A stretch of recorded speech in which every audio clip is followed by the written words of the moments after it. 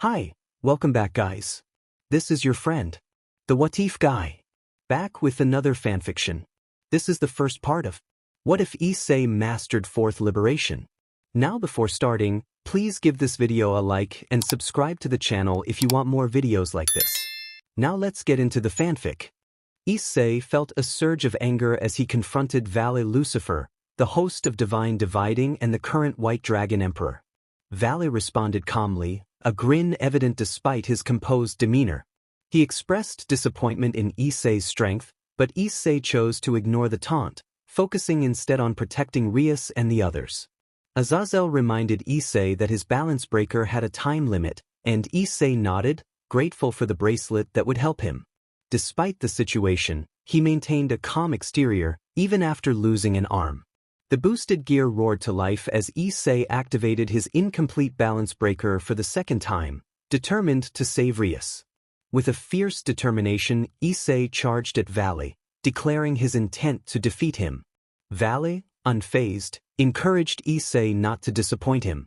As Issei lunged forward, Vali countered at the last moment, deflecting Issei's attack. The battle intensified, and Issei felt a drain on his power as Albion called out, but Draig quickly responded, restoring Issei's energy. He retaliated with a powerful punch, but Vali countered with a headbutt, followed by a series of attacks that sent Issei crashing to the ground. Struggling to his feet, Issei felt frustration at Vali's disdainful remarks about his past. Vali suggested that Issei's master was not suitable, which ignited Issei's anger. Vali then threatened to harm one of Issei's friends, launching Energy Ball at Asia. Without hesitation, Issei jumped in front of her, taking the blow and being propelled backward. Despite the pain, he reassured Rias that he would not let her down. With renewed determination, Issei charged at Vali once more, calling upon Draig's power. Vali acknowledged Issei's fighting spirit, but as Issei closed the distance, he unleashed the dragon-slaying blade, Ascalon. Vali narrowly dodged the first strikes, but Issei managed to land a hit, sending Vali crashing to the ground. Though Vali remained standing, his balance breaker still active. Vali's grin revealed a mix of emotions, and he wiped blood from his mouth, indicating that the fight was far from over. He activated his own balance breaker, catching Issei off guard with a swift punch that knocked him back. Issei struggled against Vali's relentless attacks, feeling his power drain with each blow. As he landed in front of Rias and the others, Rias rushed to his side, but Surzex held her back, warning her of the danger. Issei, gritting his teeth, assured Rias that he would defeat Vali, his determination shining through. Vali mocked Issei's trust in Rias, suggesting that she had been using him all along. Issei vehemently defended Rias, refusing to believe Vali's words. Vali continued to taunt Issei, questioning the sacrifices he made for Rias. Fueled by anger, Issei charged at Vali again, but Vali easily dodged and countered with a headbutt that shattered Issei's helmet. As Vali held Issei by his armor, he revealed harsh truths that made Issei pause, forcing him to confront his thoughts about his reincarnation and the choices he had made. Despite the turmoil, Issei resolved to push forward, determined to fight for Rias and prove his worth. He then powered up and broke free from Valis's grasp, leading to an intense battle of power.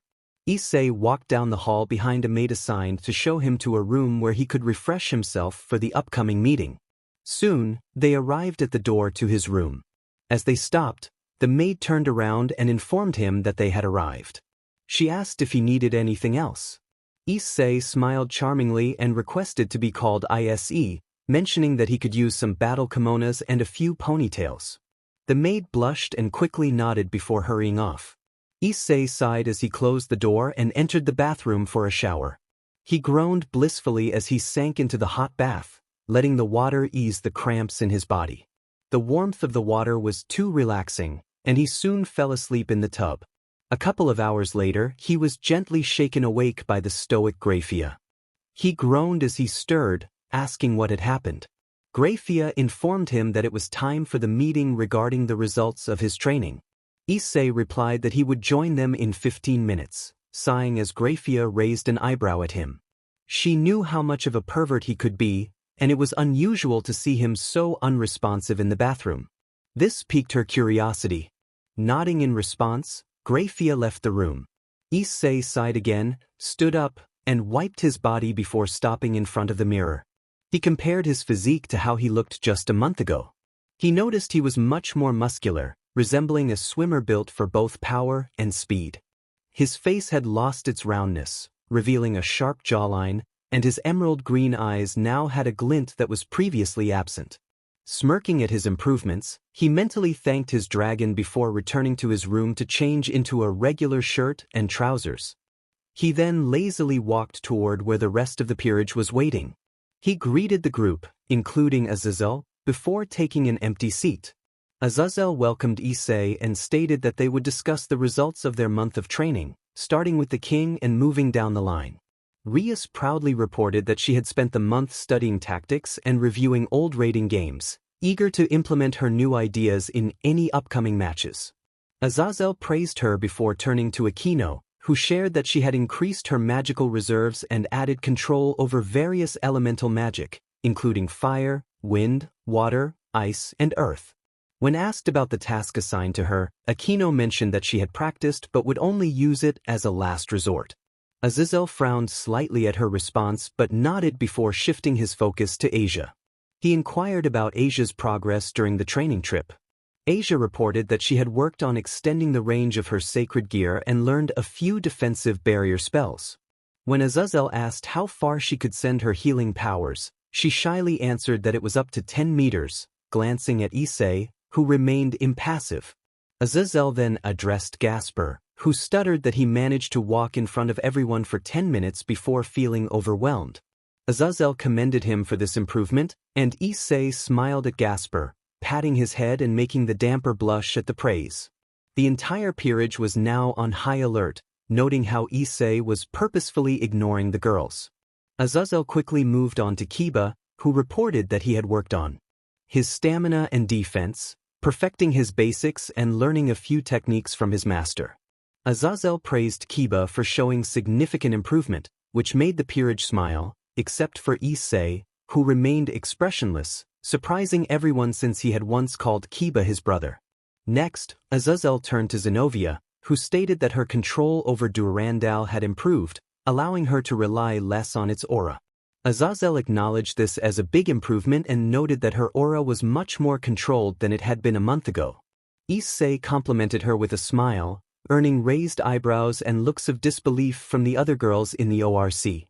Finally, Azazel addressed Kaneko, who responded in a monotone voice that her training had been fine, clearly unwilling to discuss it further. Azazel, eager to avoid any tension, turned to Issei and asked how his training had gone. Issei replied that it had gone well, as he had been able to collect his thoughts and learn a few truths. Issei informed Azazel with a small grin that he had activated his balance breaker and could use it for 2 weeks straight. Azazel acknowledged Issei's impressive progress, stating that it was indeed remarkable. He then concluded the meeting, allowing everyone to return to their activities, but asked Issei to stay behind for a discussion. Rias, with narrowed eyes, questioned Azazel about his interest in Issei. Issei rolled his eyes at her reaction and explained that it was obvious Azazel wanted to ensure his balance breaker was fully functional and had no detrimental effects. Rias frowned at his tone, finding it too impersonal compared to his usual demeanor, yet she nodded, curious about the change in his behavior. Once everyone else had left, Issei turned to Azazel and casually asked what he wanted to discuss. Azazel, in his usual carefree manner, bluntly inquired why Issei was treating most of his teammates so coldly. Issei shrugged, stating that his behavior toward them was not a concern as long as he fulfilled his duties. Azazel pressed further, questioning Issei about his significant power upgrade. He noted that achieving a 2-week time limit for a balance breaker was nearly impossible, even with Tannen's training. Issei, maintaining his carefree tone, declared that it was one of his trade secrets that he did not intend to share. Surzex's voice then cut through the air, demanding answers to both questions posed by Azazel, as Issei was part of his sister's peerage. Turning to face Surzex, Issei felt the weight of his scrutiny and shivered slightly under the pressure. He sighed and asked which question Surzex wanted to know first. Surzex requested details about Issei's power-up. Issei agreed to share, provided Surzex promised not to disclose the information to anyone else. Surzex found this reasonable, and Azazel nodded in agreement. Issei explained that since he was only 30% devil, he had Draic convert 60% of his remaining human body into that of a dragon. This transformation significantly boosted his base stats from non-existent to upper-tier high class. With Tannen's training, his power only increased. He had activated his balance breaker in the last week and had stayed in it as long as possible to extend its duration. Azazel inquired about how Issei had avoided any mutations during this process. Issei explained that Tannen had assisted him in training with his draconic aura, allowing him to regulate his aura subconsciously to either reveal or conceal his draconic features. He clarified that there were no complications or mutations since Draig used the magic of one pawn piece as the price for the change, and Tannen helped with the transformation process. Both faction leaders nodded in understanding. Surzex, smiling, asked if there was anything else Issei wanted to mention about his training trip, asserting his right to know as Issei's faction leader. Issei promised to share but requested that Surzex not inform Rias about it, as he intended to keep it as a trump card. Surzex agreed but asked for an explanation regarding Issei's desire to keep it from Rias. Issei explained that during training, the dragonification process took about a week to complete. During that time, Draig discovered that Issei was the ancestor of Rurouni Kenshin, which awakened his latent talent in swordsmanship. Tannen then created a time-lapse barrier where 1 week felt like 1 month. Within that barrier, Issei mastered his draconic abilities in the first month, then focused on mastering Ascalon with Tannen's knights in the second month, and finally mastered his balance breaker in the third month before returning. Surzex and Azazel nodded, acknowledging the impressive training he had undergone. Azazel then asked why Issei was reluctant to share this information with Rias, given that she was his master. Issei simply stated that he did not trust her or the other members of the Occult Research Club. Azazel pressed for an explanation, recalling that Issei had fought valiantly for Rias before. Issei revealed that Vala's words were true. Rias had allowed him to be harmed by Rainier so that she could revive him as a loyal piece. Surzex questioned how Issei could be certain of this, to which Issei countered by asking if it was possible for a high-class devil to be unaware of events in their territory. Surzex confirmed that they were aware of everything that happened. Issei then pointed out that Rias claimed ignorance about the fallen angels in her territory, despite having her familiar summon him. He asserted that she had known about the rogue fallen angels' plans and allowed them to unfold to obtain him as a piece.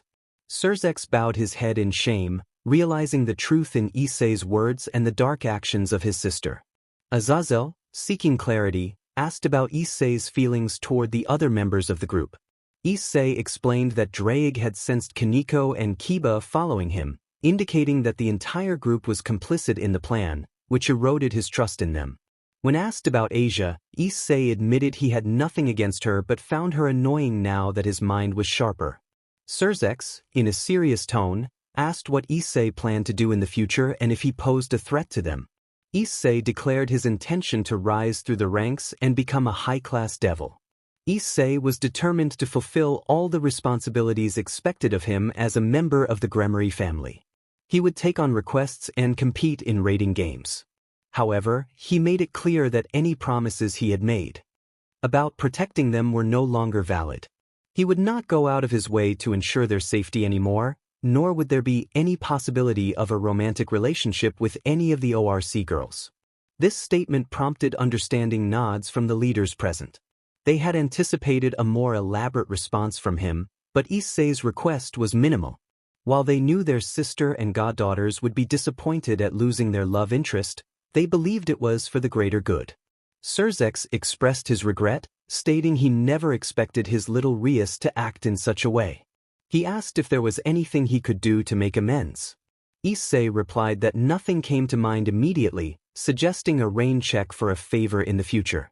The leaders nodded in agreement before vanishing into their magic circles. Dressed in a striking red battle kimono, Issei awaited Tannen's arrival to escort both the Citri and Gremory peerages to the venue for the young devils' meeting. He soon heard footsteps approaching. When they stopped, Issei opened his eyes to see the blushing faces of the ORC girls. He remained stoic, nodding his head in greeting. Rias frowned at Issei's lack of emotion and struck a small, playful pose, asking how she looked. Issei complimented her, saying she looked beautiful as usual. Akino chimed in, teasing Issei for only complimenting Rias, which made the others feel a bit jealous. Issei assured them that they all looked just as beautiful, but he then leaned against the wall, his gaze landing on Gasper, who was dressed in feminine party attire. Issei sighed, questioning Gasper's choice of clothing.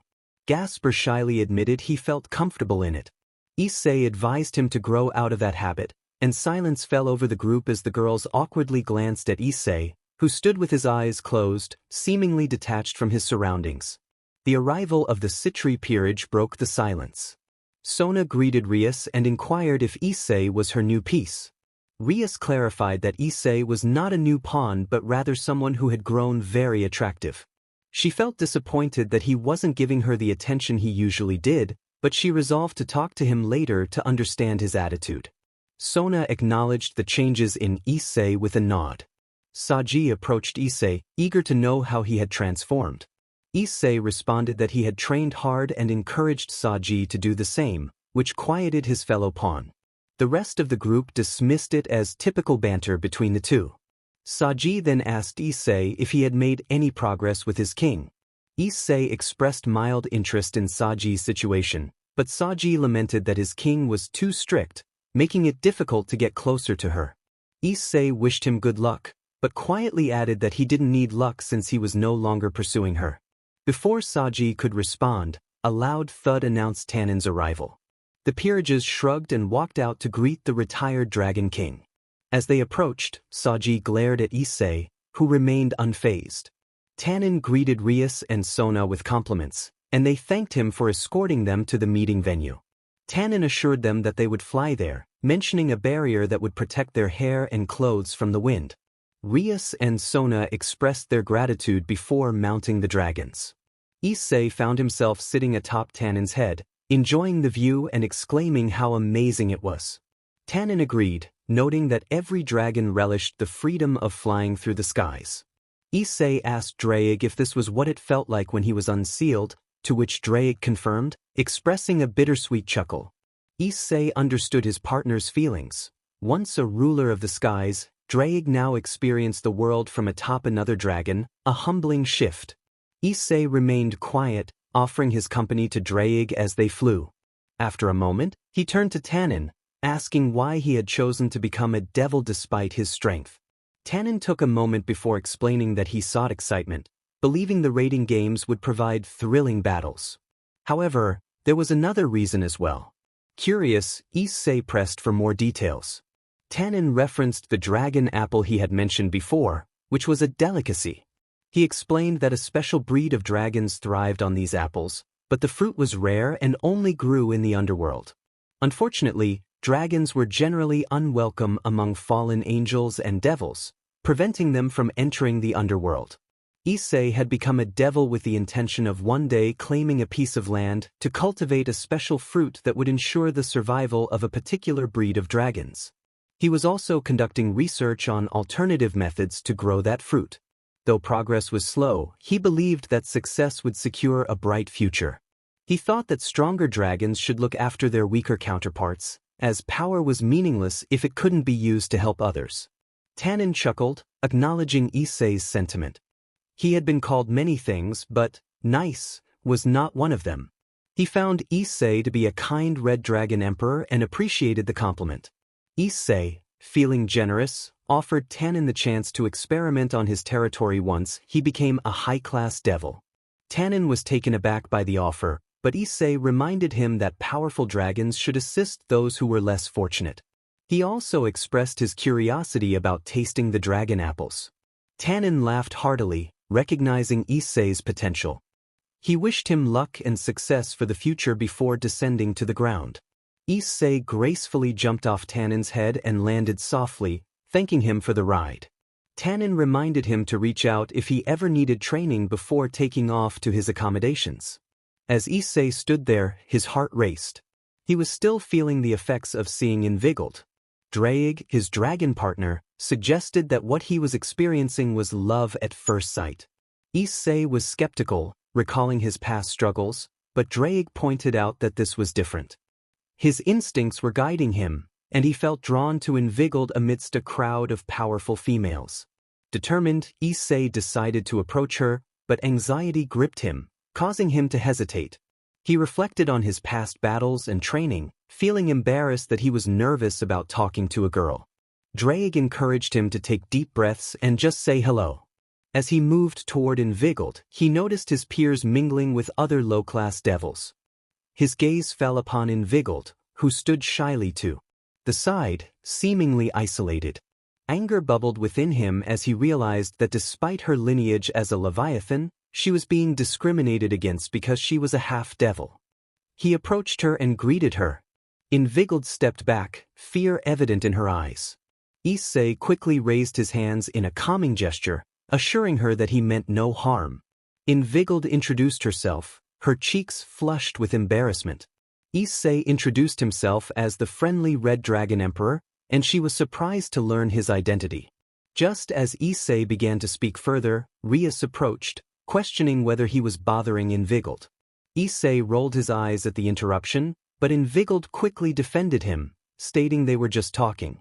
Rias introduced herself, and the two girls exchanged pleasantries before Rias excused herself to follow Kaneko and Kiba, expecting Issei to follow. She was surprised when he stayed behind. A soft melody began to play, filling the courtyard with a romantic atmosphere. Issei turned to Invigiled, extending his hand and asking her to dance. She stuttered in surprise, her face turning bright red. Issei playfully complimented her cuteness and offered his hand again. Invigiled, flustered, took his hand and called him silly. As they danced, Invigiled's blush deepened, and Issei felt a calmness wash over him. He playfully asked her why she thought he was silly, drawing attention from those around them.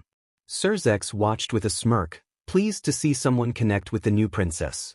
He made a mental note to ensure that the elders did not interfere with this new couple. The girl, with a pout and a blush on her face, expressed her thoughts about Issei's comment, calling him foolish for calling someone he hardly knew cute. Issei, with a playful grin, complimented her again, stating that she was the most beautiful girl he had ever seen, causing her to shyly look away. After a moment of silence, he noticed Ingvild shift slightly, and thanks to his dragonification, he stood a good head taller than her. Ingvild, curious, asked why he had been so indifferent toward his king, noting that the Gremory family was usually quite close to their peerages. Issei paused for a moment before twirling Ingvild around and teasingly suggested that she share her life story first, prompting another blush and pout from her at the nickname he used. She shared that her father was the heir to the Leviathan and her mother a powerful mage who trained her in magic and informed her about her inheritance. When Seraphal had visited, her mother decided it would be safer for her to join the new Mao side, as the old faction might pose a threat. After arriving, her mother returned to the mage faction. With a playful spin from Issei, it was now his turn to share. Issei hinted at some murky details surrounding his reincarnation as a devil but fell silent. Ingvild, curious but respecting his privacy, felt a bit uneasy as she sensed the lingering gazes of some high-class devils watching her as she danced with Issei. Feeling uncomfortable, she leaned slightly into Issei's chest and expressed her discomfort about the stairs. In response, Issei glared at the onlookers, his eyes transforming into slits. The high-class devils began to sweat as they perceived the imposing presence of a massive red celestial dragon behind Issei, prompting them to turn away. Turning back to Ingvild, Issei asked if she felt better now. She looked around the room, surprised to see that most of the onlookers had shifted their attention elsewhere. Ingvild, curious about his ability to intimidate the others, tilted her head and asked how he had done that. Issei, with a charming smile, explained that he couldn't resist her cuteness and had simply intimidated them. He then wrapped her hands around his neck while he held her waist. Ingvild, slightly shocked, questioned why he had done that, knowing it could get him into trouble.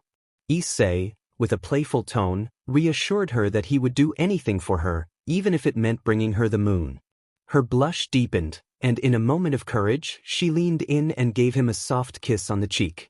Issei felt his own cheeks warm as he smiled at her, noticing her atomic blush as she avoided his gaze. He remarked that if this was the reward for complimenting her, he would do it more often. Just as Ingvild was about to respond, a loud crash interrupted them, revealing Loki floating in the center of the room, directly facing Odin. In a protective gesture, Issei pulled Ingvild behind him and prepared Ascalon, pushing her to safety. He was about to intervene when he felt a gentle hand on his arm. Turning back, he saw the worry in Ingvild's eyes. He smiled warmly, kissed her hand, and nodded. As he focused back on Loki, he saw the god unleash a powerful magic attack toward Odin and the Mao. Issei leaped into action, intercepting the attack midair and slicing it down with rapid strikes from Ascalon.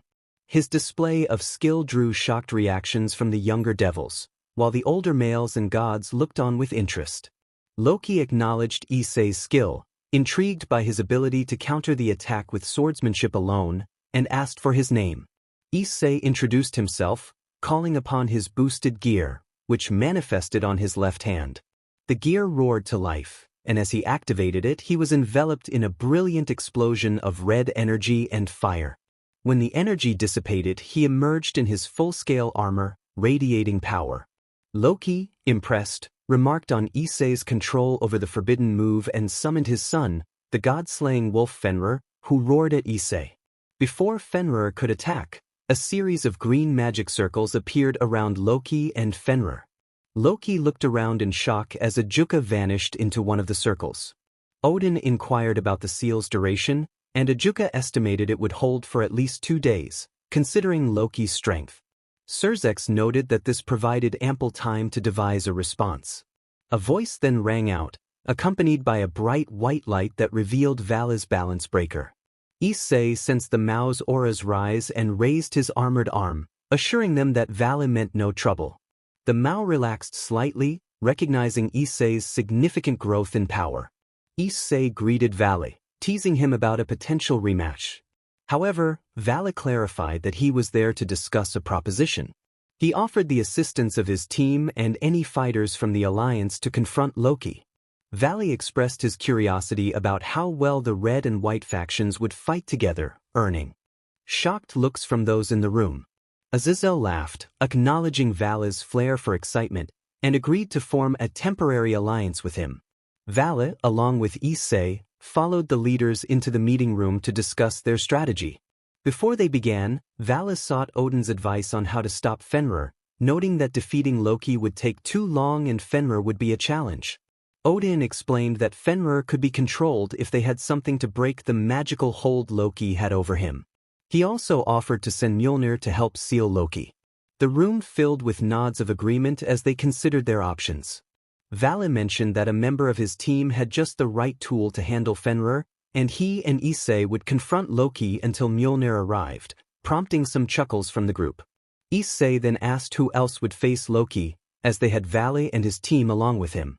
Surzex pointed out the difficulty in finding suitable fighters since Loki's attack was unexpected and not typical of the Cow's brigade. Rias and Sona stepped into the room, with Rias insisting she wouldn't sit back while her pawn was involved, and Sona expressing her concern about trusting anyone else to protect Rias in battle. Surzex accepted their request, allowing them to take only their battle-oriented members. Odin added that he would send his bodyguard, Rosweiss, who, despite being young and inexperienced in relationships, was one of Asgard's strongest fighters. Rosweiss, overwhelmed by Odin's words, fell to the ground in tears, causing everyone in the room to sweat drop at the scene. With the meeting concluded, Azazel instructed everyone to prepare for the following day, emphasizing that Vali and his team would stay with the Gremory peerage. As the room emptied, Vali remarked on Issei's growth, walking side by side toward the Gremory estate. Issei acknowledged his progress, attributing it to the motivation he received from Vala's information. Vali expressed surprise that Issei hadn't abandoned his peerage after connecting the dots about his situation. Issei explained that he had considered it but ultimately decided to stay and improve himself rather than run away. Vala was curious about how Issei had gained such power in just a month since their last encounter. Issei briefly mentioned that Tannen had created a time-lapse barrier, extending his training. Vali cryptically revealed that he needed something from Loki, which he would take while Issei and the others sealed him. Issei nodded, narrowing his eyes in contemplation as he dropped Vali off at the room assigned for his team. Just as he was about to leave, a maid approached him, saying someone was waiting for him. Following the maid to the lounge, Issei was surprised to find Invigiled nervously waiting with Lady Gremory. Upon entering, he greeted Lady Gremory and bowed respectfully. She explained that Invigiled wanted to speak with him, and after entertaining her, she wished to have a word with Issei. Issei turned to Invigiled and rushed toward her, enveloping her in a tight hug, which elicited a surprised gasp from her. He relished the warmth and softness she provided, feeling a strong desire to hold her close. Breaking the hug, he smiled warmly at her and apologized for leaving her alone in the hall. Invigiled reassured him that she was just checking up on him, expressing her worry since she hadn't seen him after the party. Issei took her hands, calming her with a chuckle, assuring her that he wouldn't easily be defeated. Invigiled smiled shyly as he gently stroked her hands with his thumbs, and she leaned into his chest, hiding her blush. Issei gently pushed Invigiled back, reminding her that he had a battle to prepare for. She tilted her head in confusion, asking about the battle. Issei explained that the Gremory and Citri peerages, along with the White Dragon Emperor, would confront Loki the next day, and he would be at the forefront alongside Vali. Invigiled bombarded him with questions about how he would fight, why he agreed to go, and what would happen if he got hurt. Issei calmed her down with a reassuring shoulder shake, explaining that he wouldn't be alone and would have a strong ally backing him up. He reassured her that he had faced injuries in the past when he was weaker, but now he was strong enough to handle the challenge. Issei calmly asked why she was worried about him. She replied that he was the first friend she had made since arriving in the underworld and expressed her fear of losing him, her eyes reflecting her sadness. Seeing the sorrow in her gaze made Issei feel bad. He gently stroked her cheek, causing her to close her eyes and lean into his warm hand. He reassured her, promising that he would return. She questioned what would happen if he got hurt. Issei proposed a playful bet.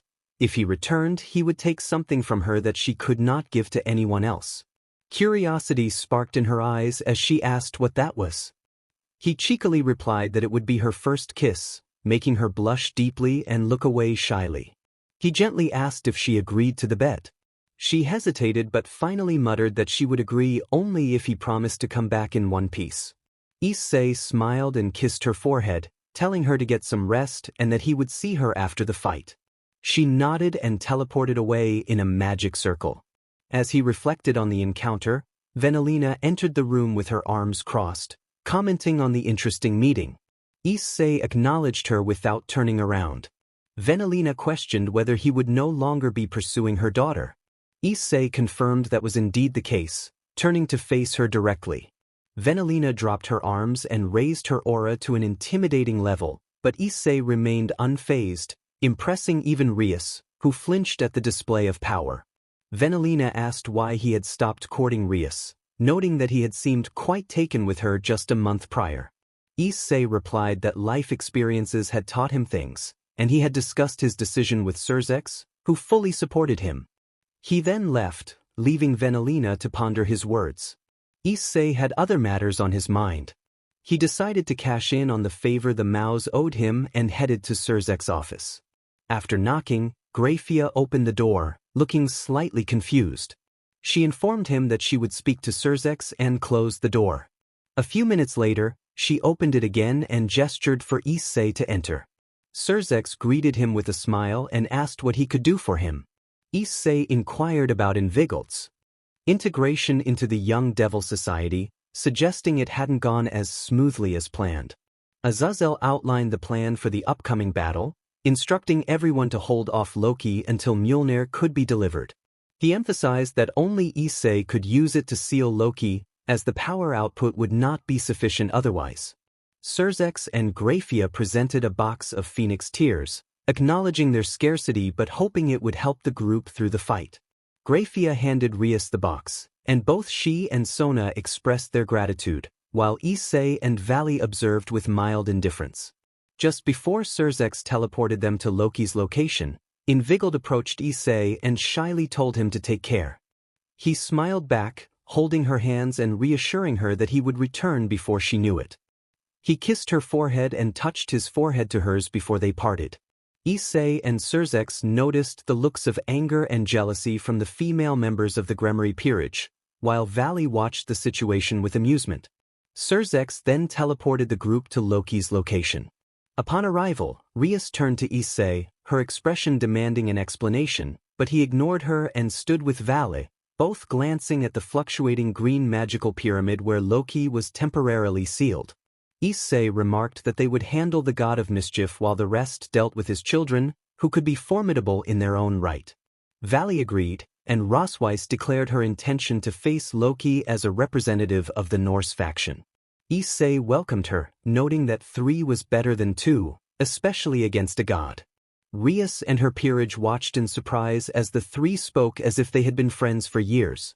Just then, the magic around the pyramid collapsed, and Loki emerged with a sneer, muttering about Beelzebub's underhanded tactics and criticizing the Maus for sending out children to do their bidding. How shameful! Issei smirked as he pointed out Loki's temper tantrum, suggesting that it was ironic for him to speak about shame. The remark seemed to anger Loki, but he quickly regained his composure. He declared that he would eliminate them all right there and then, intending to plant the seeds for a true Ragnarok. Rosweiss pleaded with Loki to stop the madness, assuring him that Odin would forgive him if he surrendered. Loki replied that he was not doing this for himself. He was there to clean up his father's mess, considering his alliance with lesser beings an insult to their great faction. Vali shrugged, noting that their attempt at diplomacy had failed, not that he had been there for that anyway.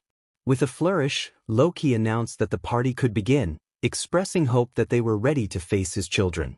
He clicked his fingers, summoning Fenrir from a magic circle, where the massive wolf growled menacingly at the group. Loki then pointed his arms to either side and unleashed 2 purple beams, which expanded into magic circles. From each circle emerged 2 smaller wolves that bore a striking resemblance to Loki, his children, Hati and Skoll. Raising his hands once more, Loki brought them together and fired a beam behind the trio of mystic wolves, summoning the Midgard serpent, Jormungandr. Issei commented on the formidable gathering of a mid-tier god, 3 god-slaying wolves, and a dragon king. Vali agreed, releasing his divine dividing magic. Rosweiss remained silent, channeling her magic in preparation. Rias mumbled about their opponents resembling Team 7 before addressing her group, stating that she, Sona, Akino, and Tsubaki would handle Jormungandr. Kuroka purred that she would take Hati, while Biko smirked in agreement. Arthur declared that he and Lu Fei would deal with Fenrir, confident in their abilities. Kiba pointed out that the 5 of them would face Skoll, indicating Zenobia, Irina, Kaneko, Saji, and himself. With that, the groups dispersed to confront their chosen foes. With Kiba, Zenobia, Kaneko, Saji, and Irina, Zenobia shouted for them to get it done and unleashed a large wave of holy aura at Skoll. The wolf met the attack head-on, pushing back until Irina called out for Excalibur's blessing to enhance their attack. The blessing amplified the holy aura, sending Skoll crashing into the mountain behind him. Saji seized the opportunity, running forward and activating his sacred gear, which released a pale purple whip that wrapped around Skoll. The tendril glowed black as it absorbed the wolf's magical energy, causing him to howl in discomfort.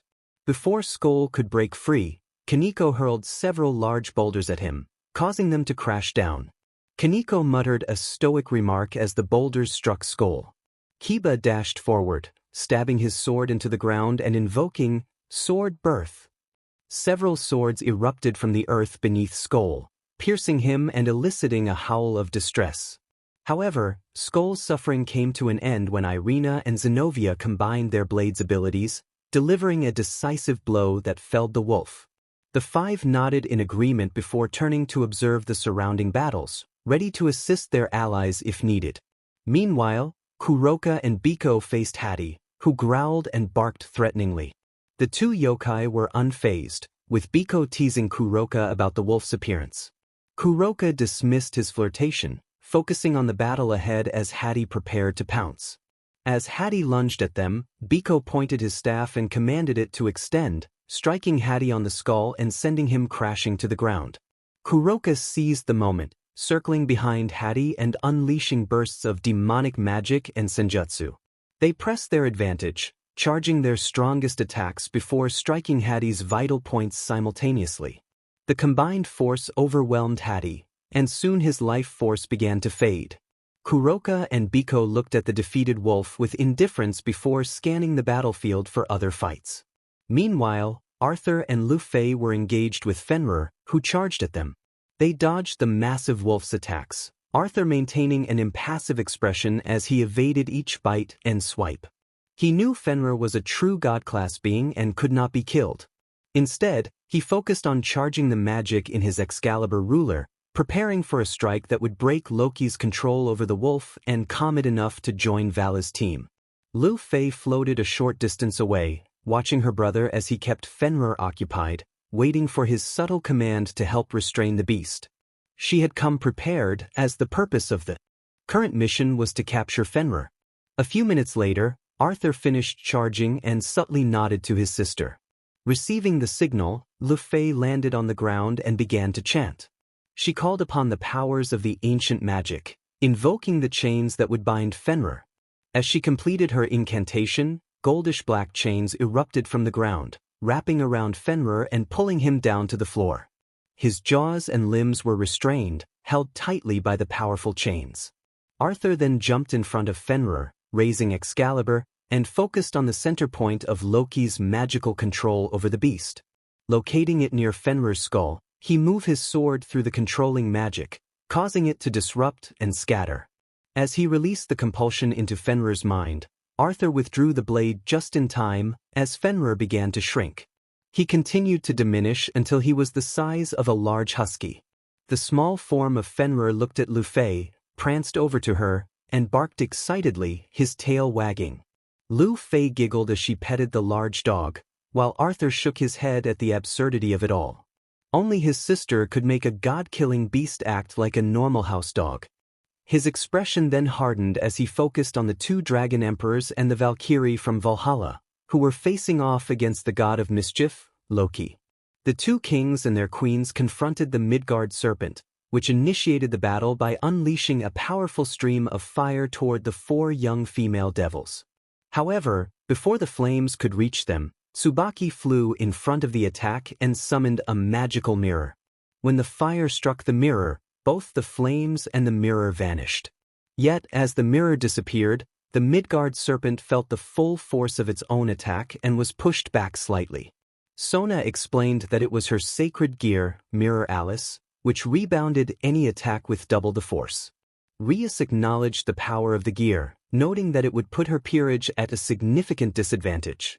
As they dodged another breath attack from the Midgard serpent, Sona inquired about Rias's relationship with Hayu. Rias sighed, expressing her confusion about his distant behavior since returning from his training. She noted that he had even turned away Asia when she asked to sleep with him. Taking advantage of the momentary shield created by Rias, the other three prepared their spells. Sona summoned a giant water serpent that coiled tightly around the Midgard serpent. Tsubaki released a black mist that spread around their opponent, though it seemed ineffective against the copy of the original creature. Akino then unleashed a torrent of lightning, enhanced by Sona's water serpent. Tsubaki snapped her fingers, causing the mist to explode, which sent the copy of the Midgard serpent crashing to the ground. Rias flared her power and unleashed a torrent of destruction, disintegrating the entire body of the fake Dragon King. With the battle momentarily won, Sona suggested they join the others to see how far they had progressed. Meanwhile, Issei, Vali, and Rosweiss faced Loki. Issei called upon Ascalon, and with Draeg's boost, the weapon appeared in his hand. Vali activated his balance breaker, donning his scale mail in a flash of white light. As they prepared for battle, Rosweiss channeled her magic, creating numerous magic circles that unleashed long-range attacks. The sheer force of her magic left Issei and Vali in awe, as they realized she was more powerful than they had expected. Loki, however, effortlessly flicked away the attacks. Seizing the moment, Vali launched himself at Loki, engaging him in close combat. Loki dodged a powerful punch from Vali and countered, sending him crashing into Rosweiss. Seeing his summoned creatures defeated, Loki released his magical energy and targeted the group. Just as his attack was about to strike, a giant golden shield appeared around them. Issei stepped forward, his Ascalon glowing with the shield's color, and called upon a powerful technique that caused the shield to explode outward, neutralizing Loki's assault. Everyone was taken aback by Issei's display of power. Only Loki and Arthur recognized the move, both looking stunned. The Gremry and Citri peerages watched in amazement at the combination of skill and strength. They snapped out of their shock when Drake announced the Welsh Dragon Balance Breaker. In a flash of red light, Issei donned his scale mail, ready for battle. With determination, Issei and Vali launched themselves at Loki, beginning the final confrontation. The balance breakers shone with pure power in their respective auras. Issei swung Ascalon at Loki, who dodged the strike but had to use his hands to block Vala's punch aimed at his midsection. However, he did not have much time to recover, as Rosweiss seized the opportunity to launch a powerful magical attack at Loki from behind. The attack connected, causing the god of mischief to grunt slightly. Loki's momentary distraction was just what Issei and Vali needed. Vali landed a fierce haymaker to Loki's stomach, quickly following up with a powerful hook that sent Loki flying toward Issei. As Loki approached, Drake called out for Issei to prepare himself. A reddish-black aura enveloped Issei, concentrating around Ascalon. With the aura in place, Issei swung his sword and unleashed a wave of energy, declaring a dominating divine slash. The red wave of energy struck Loki head-on, sending him crashing into the ground with a loud explosion. The three fighters remained suspended in the air, watching the smoke with anticipation.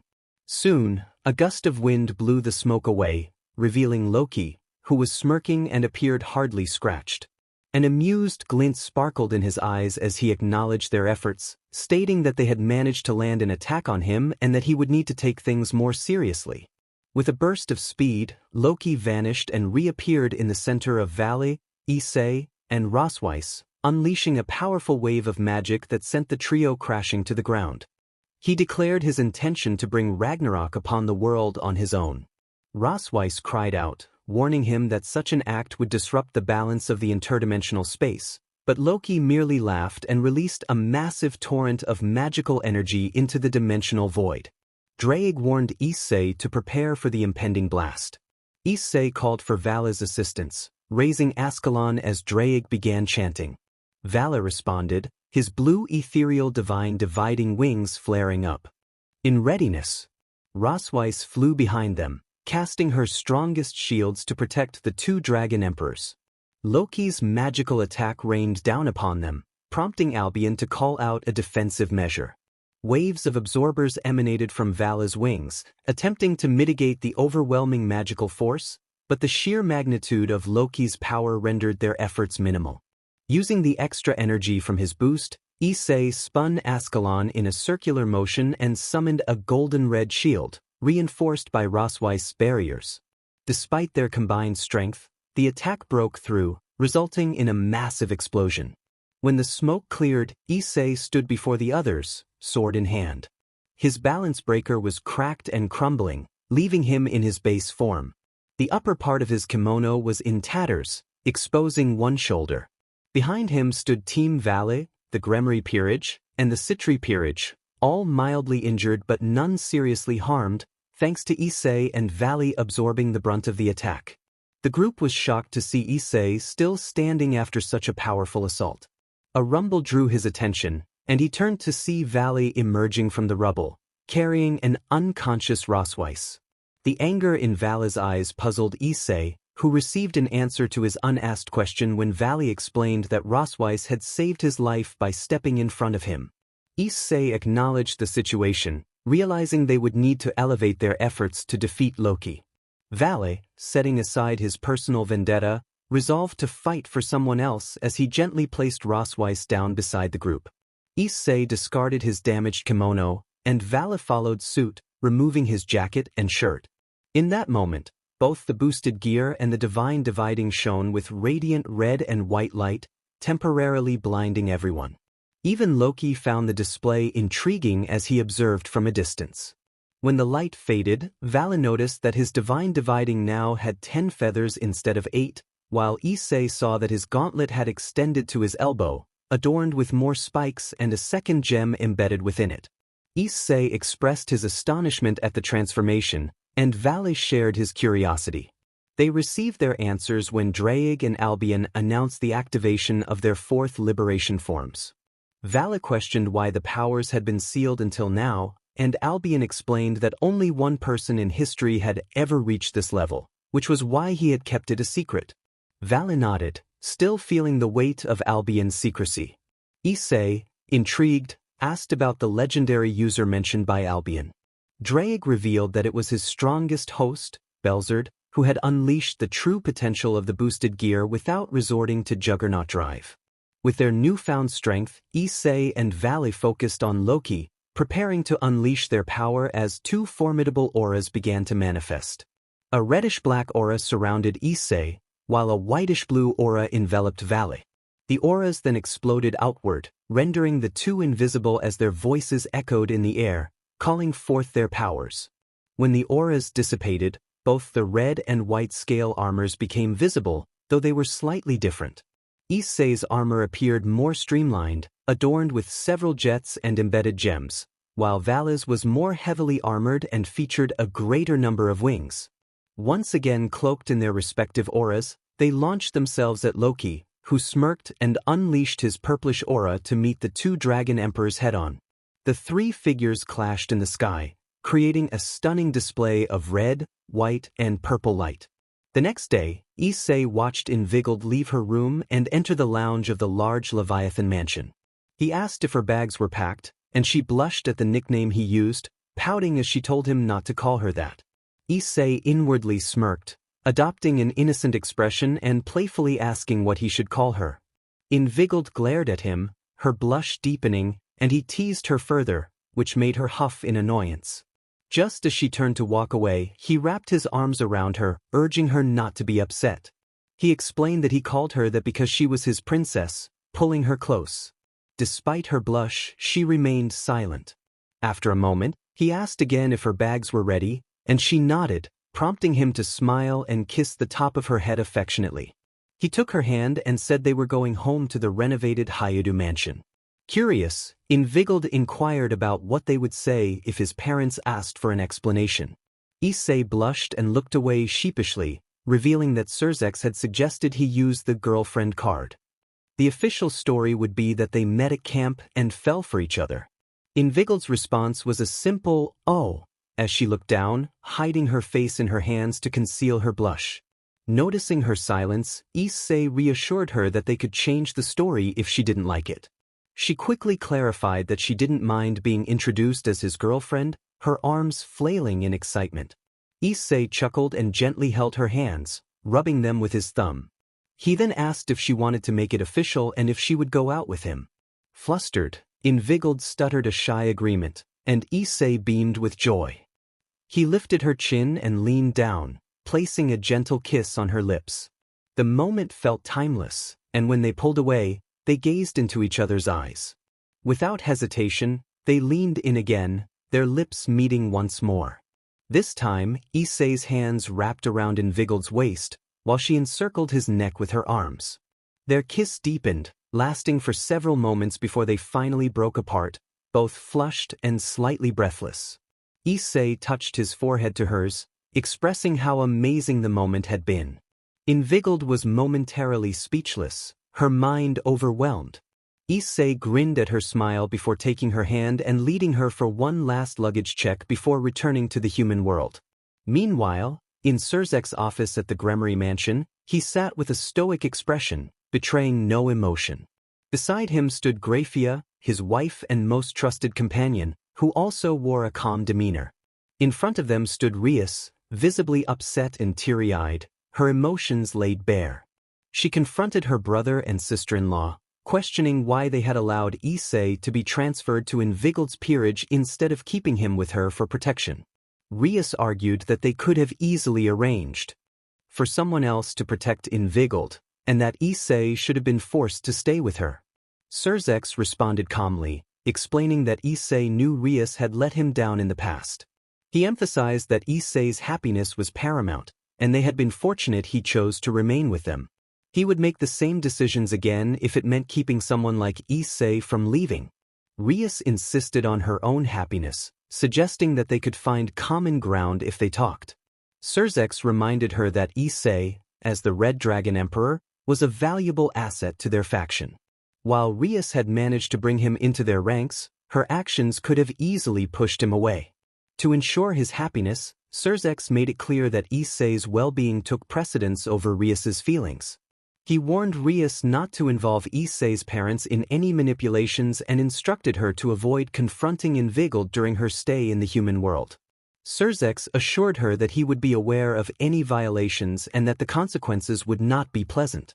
"Now leave," he said in a tone that left no room for questions or negotiations.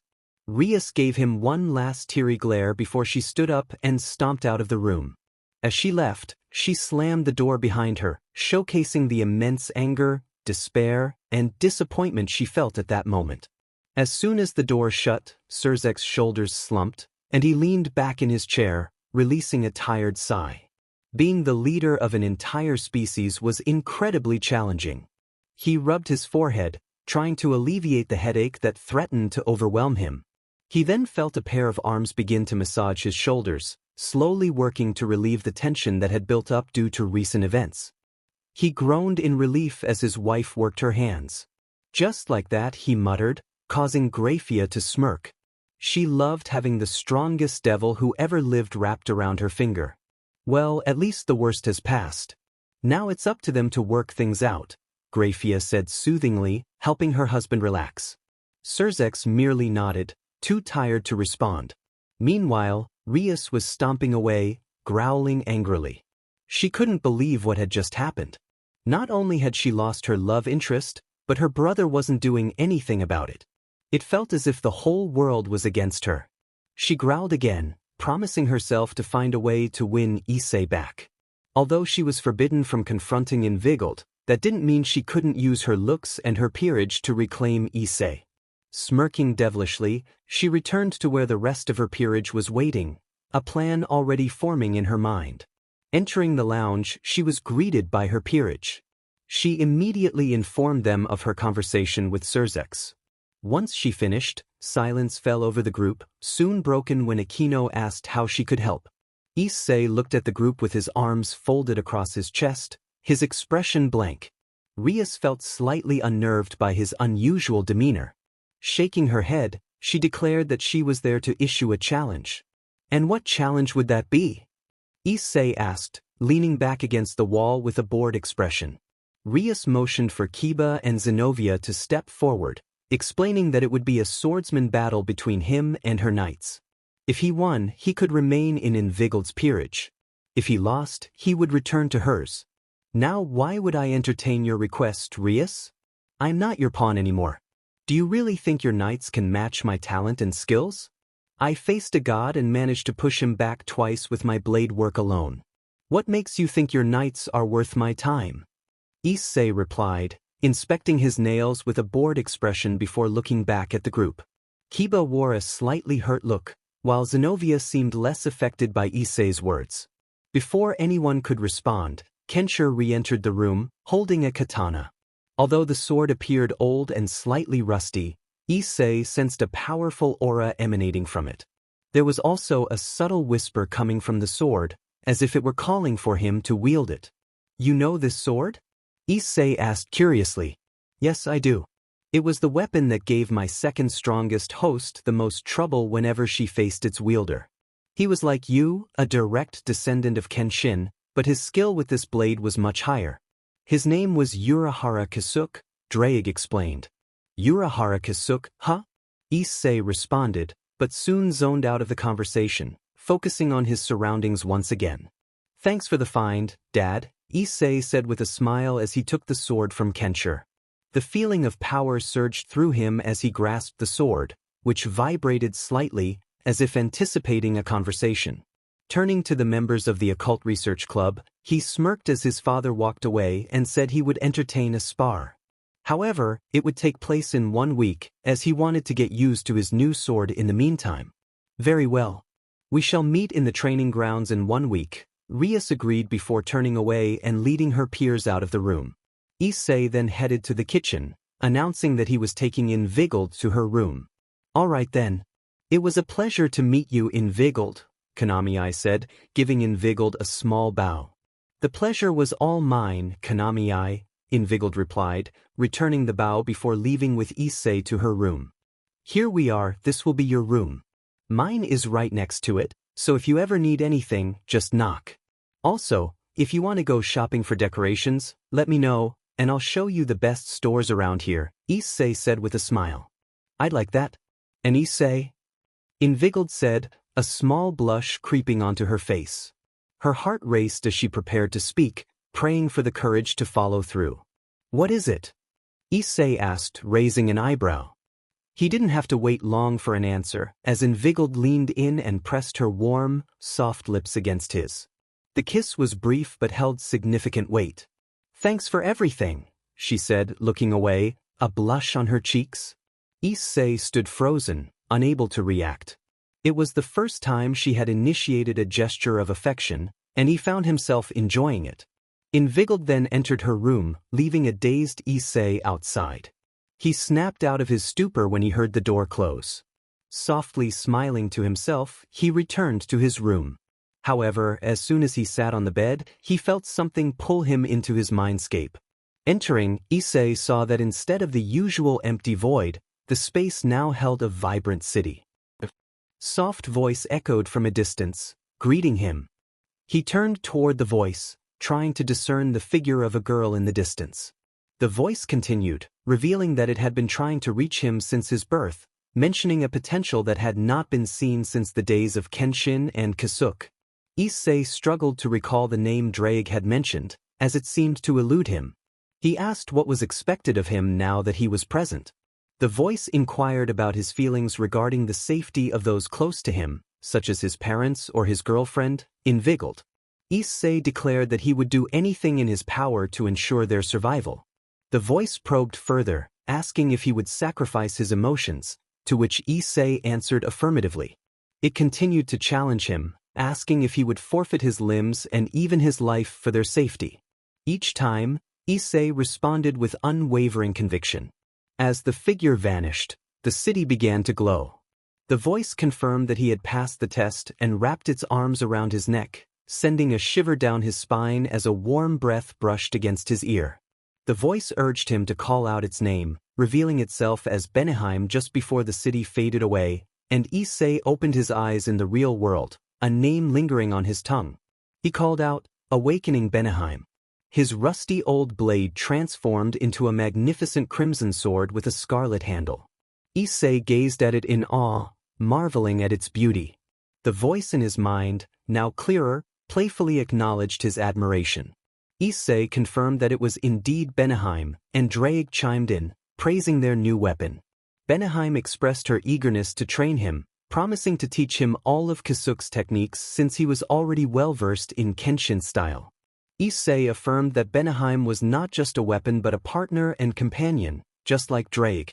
Grateful, Beneheim thanked him, and Issei made his way to the mansion's training area, specially designed for him by Azazel. He felt confident that by the end of the week, both Kiba and Zenobia would be no match for him. Issei was bursting with excitement, a whirlwind of emotions swirling within him. Elation and hope for his relationship with Invigiled danced with worry and fear stemming from past betrayals. The internal conflict escalated until Drake intervened, reassuring him that everything would be fine and that he should relax. Issei expressed his concerns about repeating past mistakes, but Drake reminded him of how much he had grown since then. He was no longer the weak human he once was. He had faced a god and survived. Drake emphasized that he was now following his instincts rather than being driven by hormones, which should ease his worries. Beneheim added her support, assuring Issei that Invigiled had no ill intentions. Feeling more confident, Issei decided to prepare for his date. Meanwhile, Invigiled was in a flurry of nerves about her upcoming date with Issei. She had never been on a date before and worried about making a mistake. In a moment of inspiration, she retrieved an enchanted mirror and connected with her mother. Elena Leviathan, an older version of Invigiled, appeared in the mirror, immediately sensing her daughter's excitement. She playfully prodded Invigiled about the lucky guy who had captured her heart. Invigiled stammered, feeling her cheeks heat up, and eventually revealed that Issei was the Red Dragon Emperor and her new queen piece. Elena's curiosity piqued as she asked how they had met and when he became her queen. Elena raised an eyebrow and asked curiously about Issei, wondering if he was just a pawn of the Gremory family. Invigiled began to explain how she had met Issei, sharing her experience of entering the society and the less than warm welcome she received. She recounted how Issei had asked her for a dance, diverting the attention of others who had been looking at her with unwanted interest. He had protected her during an attack, kissing her gently on the forehead and promising to return. She spoke of how Surzex had transferred Issei into her peerage and how he had introduced her to his parents before asking her out on a date. After a moment of silence, Elena commented that Issei seemed like a nice and well-mannered boy. Invigiled agreed, affirming his character.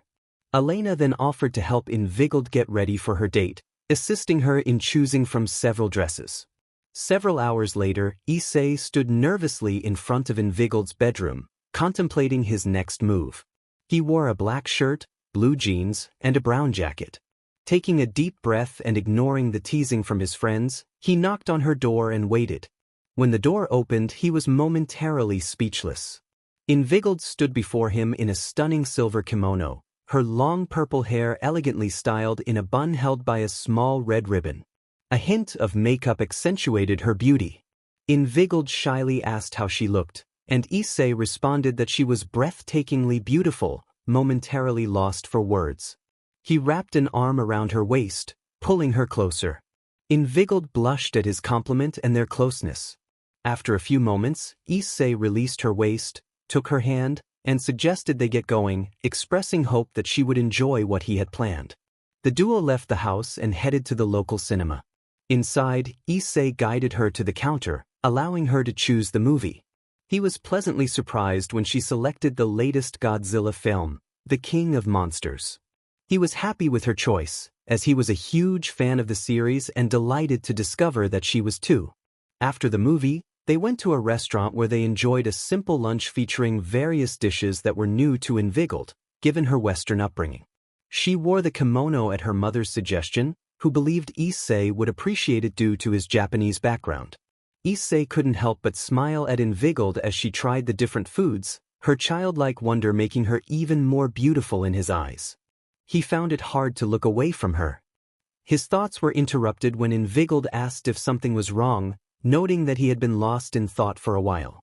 Coughing to hide his embarrassment, Issei nodded and stood up, ready to leave. By then, evening had arrived, and they were prepared for the final part of their date, which was a festival. Issei took Invigiled's hand and led her around the festival, playing games and winning small prizes.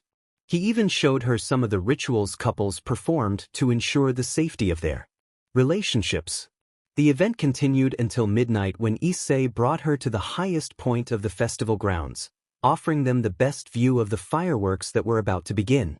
By this time, Invigiled was tired and allowed Issei to guide her.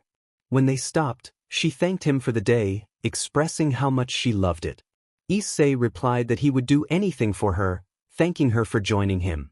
He wrapped both arms around her slender waist, pulling her closer, and leaned down to share a gentle kiss just as the fireworks lit up the sky. The kiss conveyed his feelings for her. When he broke the kiss, he was surprised to find Invigiled had fallen asleep. Amused, he lifted her into a princess carry and started the journey home. Although he could have teleported, he chose to take the longer route, knowing that Invigiled was the reason he wanted to enjoy the walk. Days passed since their date, and life settled into a comfortable routine that Issei cherished. His days revolved around school, homework with Invigiled, training together, and spending random time with her. They had grown closer, and Invigiled occasionally initiated physical affection, though she still maintained a shy demeanor that made Issei love her even more. However, today was different. Invigold's mother had found some time to spend with her daughter, leaving Issei to train alone. He practiced using Beneheim and his balance breaker simultaneously, along with a few spells that Beneheim had been teaching him. These spells belonged to a lost magical art called Kido, divided into two main categories: the ways of destruction, Heido, and the ways of binding, Bakudo. With a determined roar, Issei unleashed an arc of energy that struck the wall, creating a significant impact. After releasing his balance breaker form and returning Beneheim to her base mode, he knelt on the ground, catching his breath. Drake's voice echoed in his mind, expressing pride in Issei's progress and encouraging him to continue honing his new fighting style, which was developing into something formidable. Combining his own power-based style with Kenshin's close-range technical approach and Urahara's mid-range magical techniques was a nearly impossible task, but Beneheim believed Issei could accomplish it. She communicated this through their mental link. Issei appreciated her confidence and decided it was enough training for the day. His thoughts were interrupted by the sound of clapping. Turning around, he saw Surzex standing there, amusement evident on his face. Surzex greeted Issei, asking how he could serve him. Issei offered a wobbly bow, but Surzex waved it off, stating he was there as an older brother rather than the leader of an entire race. Issei grinned and asked how he could help. Surzex explained he needed a break from the office, as things had been hectic due to the raiding game tournament and the Cows Brigade. He expressed concern that the elders believed the tournament was safe and did not require additional security. Issei, having honed his skills in blade arts and undergone transformation into a dragon, understood the implications. He nodded thoughtfully, recognizing the potential danger if the Cows Brigade had an insider. Surzex's eyes twinkled with approval, pleased that Issei had caught on. He shared his fears about the upcoming game, which involved the siblings of two super devils, emphasizing the lack of trust in the current situation. Issei suggested he could attend the games to help his king prepare for future challenges, recalling the saying that good information is half a victory. Surzex was delighted by the idea, acknowledging Issei's commitment to his duties as the Queen of the Leviathan. He invited Issei to join him in the guest area, where other leaders would be present. Curious, Issei asked if there was anything else. Surzex inquired about Invigold, noting her absence. Issei explained that she was spending time with her mother, who had recently been sent on a small vacation by Azazel. Surzex expressed his anticipation for the raiding game and informed Issei that Azazel would pick him up an hour before it began. After they shook hands, Surzex left the room, returning to his office. Once alone, Issei's expression shifted from cheerful to intense, revealing a fierce determination. He contemplated the upcoming battle, eager to test their new powers. Beneheim expressed her anticipation for a real battle, longing for the thrill of combat. Drake added that they would finally be able to reshape Issei's image, moving away from his previous reputation. As Issei focused, a communication circle appeared near his ear. He accepted the call, and Invigold's cheerful voice greeted him. She seemed to be in high spirits, and her presence momentarily distracted him from the looming battle. He asked about her well-being and when she would return. Invigold informed him that her mother was tired but well, and she invited Issei to dinner the following day. Issei regrettably declined, explaining he had important work to do but suggested visiting her that weekend. Invigold agreed, and they chatted briefly about his plans to attend the raiding game with Azazel, who needed data on the boosted gear. After their conversation ended, Issei prepared for the day ahead. The next day, Issei sat with Odin, Azazel, and other high-profile members of the Alliance, waiting for the raiding game to commence. As he sipped his drink, Odin entertained the group with stories of his visit to a club owned by fallen angels. Issei found himself reflecting on how different he was from his old self, who would have eagerly embraced such experiences. In a tense moment, Rias and her peerage entered a throne room where Diodora sat, Asia captured behind him. Rias demanded he release Asia, but Diodora responded with confidence, asserting his superiority in intelligence and strength, especially after receiving a blessing from Ophis. He ominously declared that Rias and her peerage would meet their end that day. His hazel eyes glinted with a manic energy. A voice broke the tension in the room, drawing everyone's attention to Issei, who casually leaned against the window pane with Beneheim resting on his lap. Diodora narrowed his eyes at Issei, having failed to sense his presence. He demanded to know how Issei had entered, calling him a filthy half-breed. Issei responded with sarcasm, questioning Diodora's intelligence and mocking him for assuming he was clever. Enraged, Diodora unleashed a torrent of magic toward Issei, resulting in a small explosion. It laughed maniacally, boasting about the power of those blessed by Ophis. Issei, however, remained unfazed, appearing behind Diodora and delivering a swift blow that sent him crashing into a wall, buried under debris. Turning his attention to the structure that held Asia, Issei stabbed Beneheim into it and invoked its power. The sword released shards of magic at high speed, gradually overpowering the structure. Diodora, having emerged from the rubble, laughed again, confident that the crucifix was indestructible, crafted from a high-tier Longinus. Issei, unimpressed, retorted that Diodora was even more foolish than he appeared. As the structure collapsed, Asia fell to her knees, panting.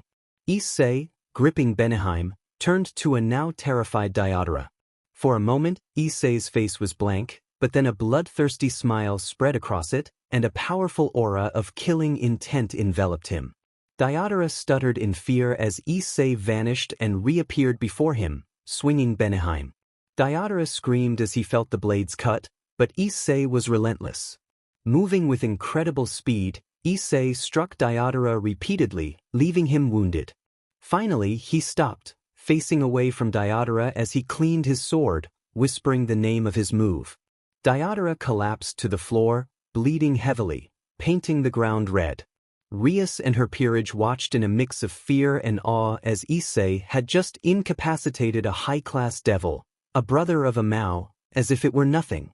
Rias cautiously questioned Issei about the implications of his actions, but he reassured her that Diodora was not dead, having avoided his vital organs. Just then, Issei sensed something and turned his gaze upward. A green magic circle appeared, and a handsome, regally dressed man emerged. Issei recognized that this man was far more powerful than Diodora. The man introduced himself as Shalba Beelzebub, one of the leaders of the old Mao faction and the heir to the original Mao Beelzebub. Issei, unfazed, casually instructed Drake to activate his powers. In a flash of red light, Issei donned his scale mail, radiating power and bloodlust as he spread his wings and flew toward Shalba, openly challenging him. Shalba, angered by Issei's disrespect, raised his hand to cast a spell, summoning a golden pillar around Issei. However, Issei retaliated immediately, using Drake's power to unleash a large fireball that forced Shalba to abandon his spell to dodge. Before Shalba could catch his breath, Issei appeared before him, executing a swift move that sent Shalba crashing through a wall and outside. The impact was strong enough to break a few of Shalba's bones, which he grimaced at as he turned his focus back to Issei. Despite being magically superior, Shalba recognized that Issei's versatility and the effectiveness of his abilities posed a significant threat. Channeling his magic, Shalba summoned a swarm of insects, directing them toward Issei in a swirling orb. Issei quickly countered by igniting himself, incinerating the insects. However, he had little time to react as Shalba appeared before him, firing a powerful demonic magical strike at point-blank range, sending Issei crashing to the ground. Shalba followed up with 5 quick orbs of magic, causing a massive explosion. However, he did not have time to check if his attack was successful, as a white armored hand struck him from behind. Coughing and turning around, Shalba saw the smirking face of Vali. He asked, with a pained cough, why Vali had betrayed his fellow old Maos. Vali replied that it was nothing personal, but the only one allowed to defeat his rival was himself. With a swift motion, he sent Shalba flying into the distance.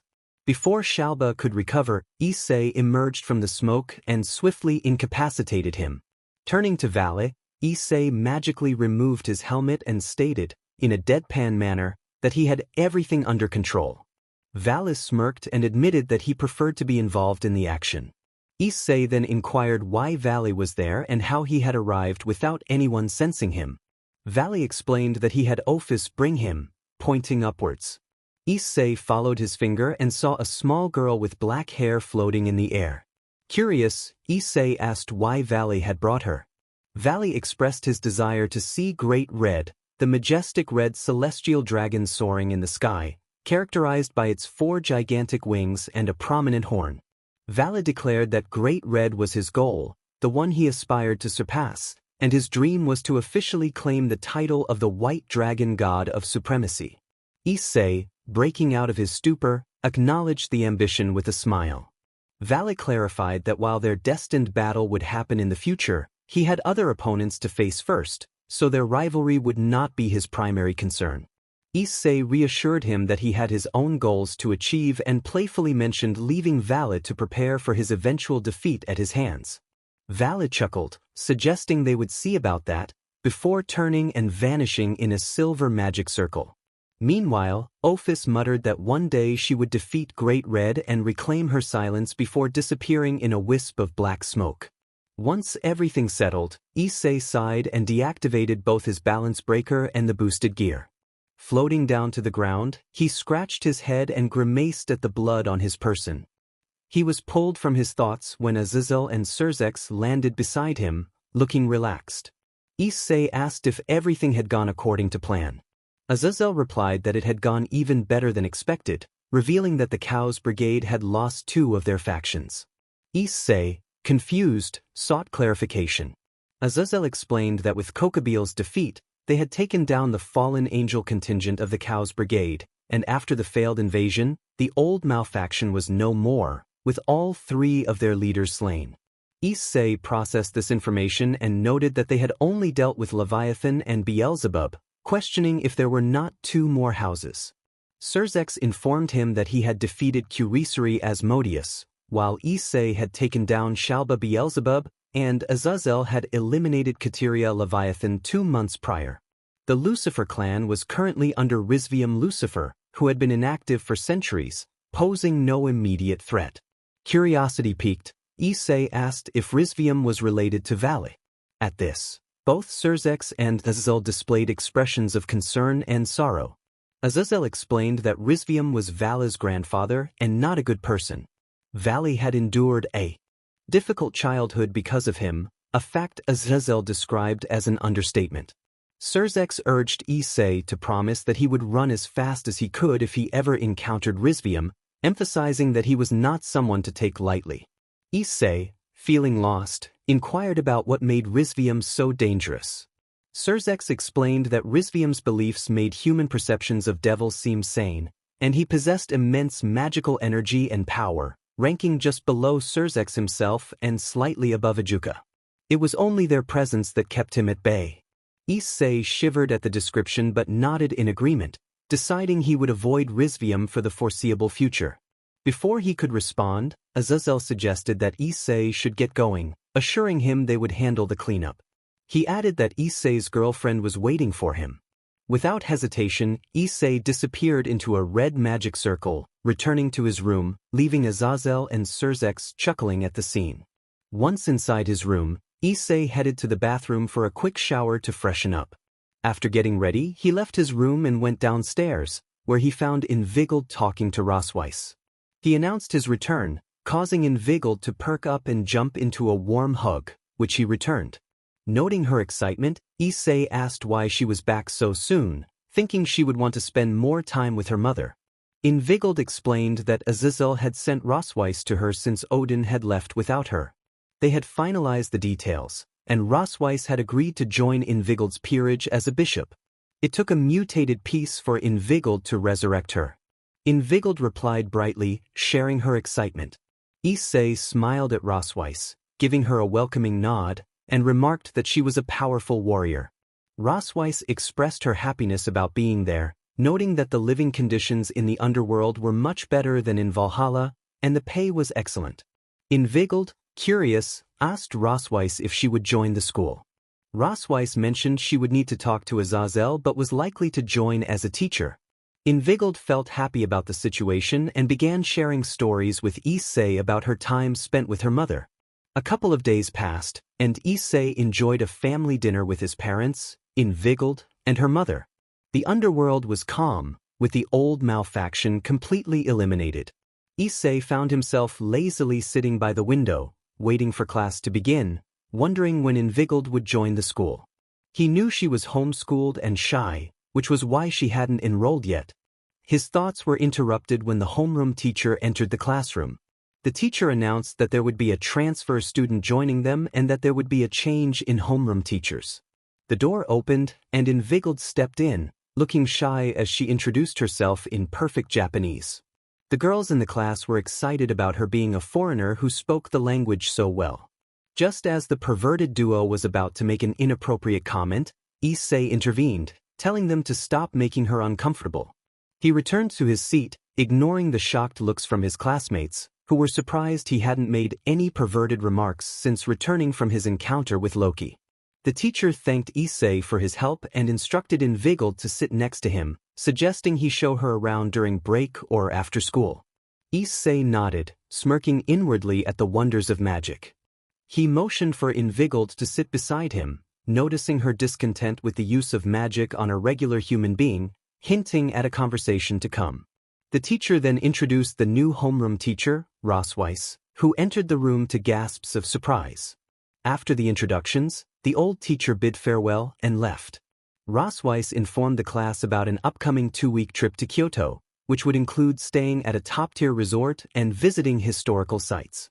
She encouraged questions, and Issei asked if they could wear their own clothes. Rosweiss confirmed they could, but they needed to check in with their assigned teacher to avoid getting lost in the large city. After answering a question from Asia about when the trip would take place, Rosweiss began the day's lessons.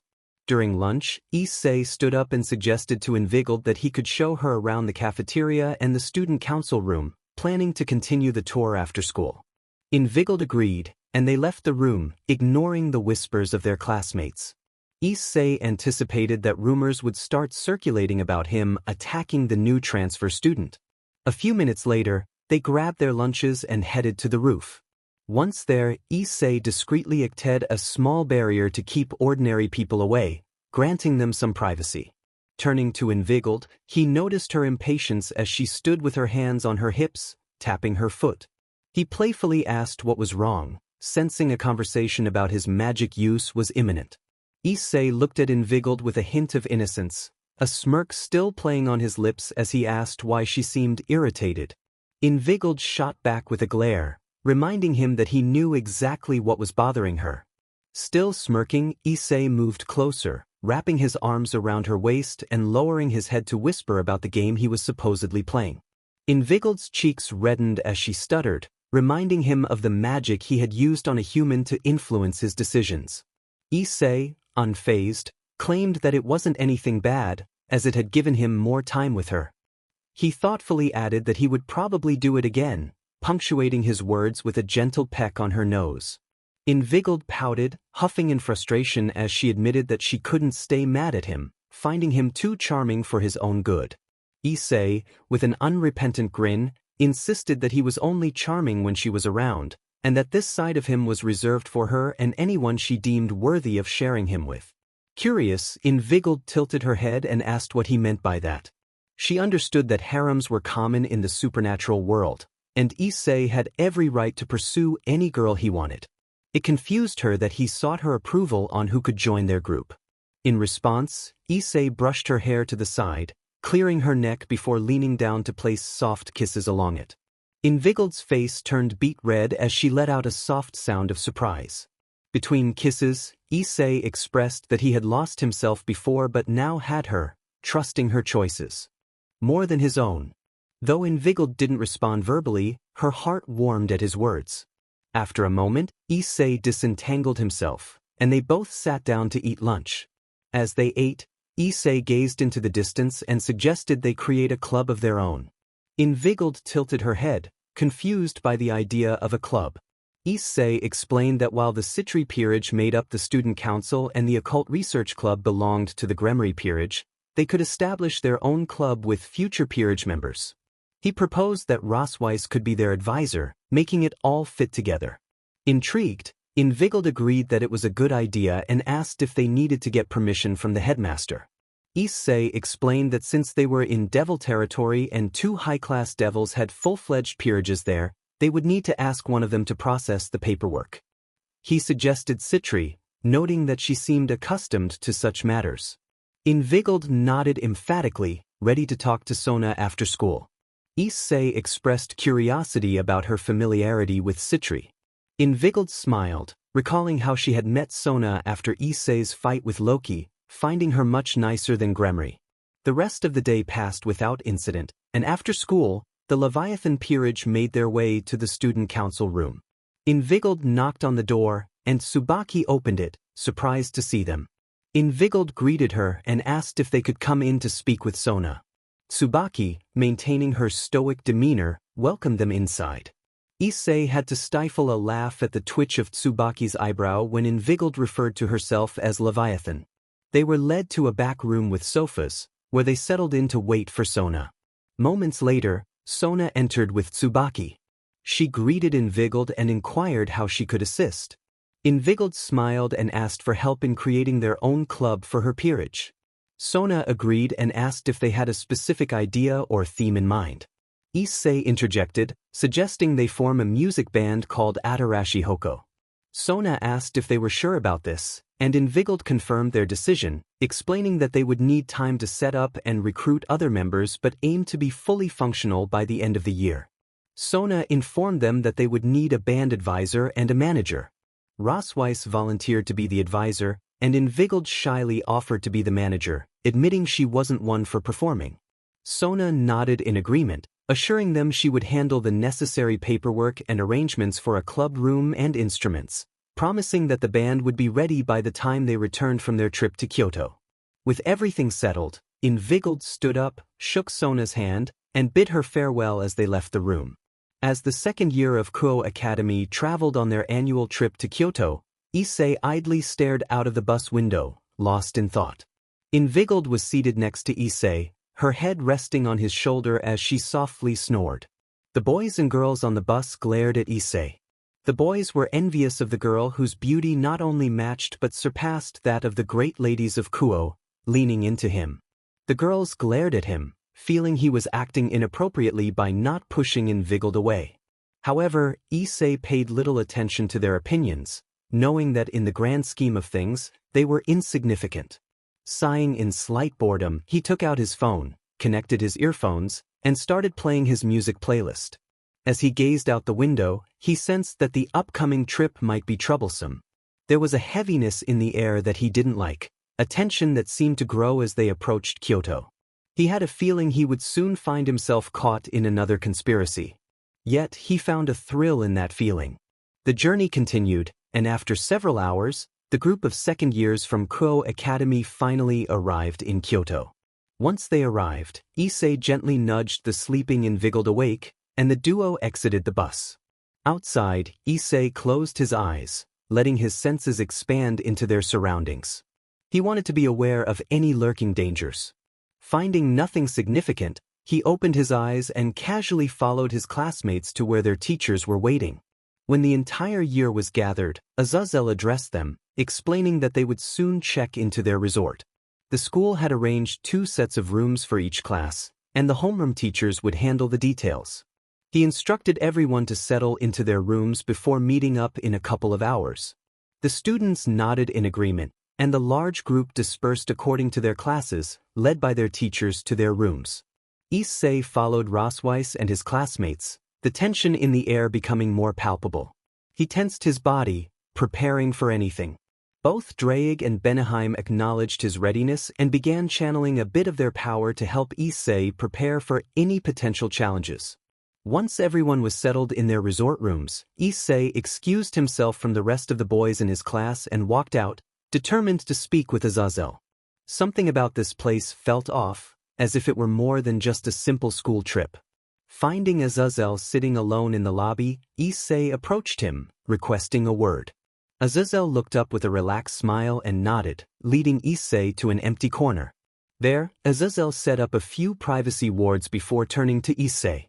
Issei expressed his concern, stating that he felt as if they had walked into a temporary war zone. Azazel acknowledged his observation, explaining that they were unsure of what was happening but had already contacted Gabriel and Seraphal, who would arrive in a couple of days to discuss matters with the yokai higher-ups. Until then, Azazel advised Issei to stay vigilant and prepared for anything. Issei nodded, assuring Azazel he would keep an eye out and report any findings. Azazel smiled and dismissed Issei, glancing at his watch to note that the group still had an hour before they needed to leave for sightseeing. Sighing to himself, he headed to the bar for a drink. Meanwhile, Invigiled was growing increasingly annoyed with her classmates, who were hovering around her, trying to protect her from Issei. To her, Issei was not a beast, he was protective and the perfect boyfriend. Tuning out her classmates, she politely excused herself and attempted to move away, but Asia and Irina stopped her. Invigiled asked if she could help them, and Asia, speaking softly, requested a favor. Invigiled followed the two girls to a quieter spot and asked them to speak. Irina expressed her desire to arrange a meeting with Issei, wanting to thank him for his actions during a previous conflict. Invigiled nodded, understanding her intentions. She then turned to Asia, who explained that she wanted to thank Issei for saving her and had a personal question to ask, which was harmless curiosity.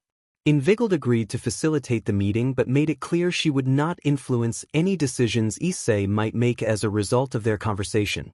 The girls nodded in agreement, and with that, Invigiled and her classmates left to join the rest of their year for the upcoming sightseeing trip.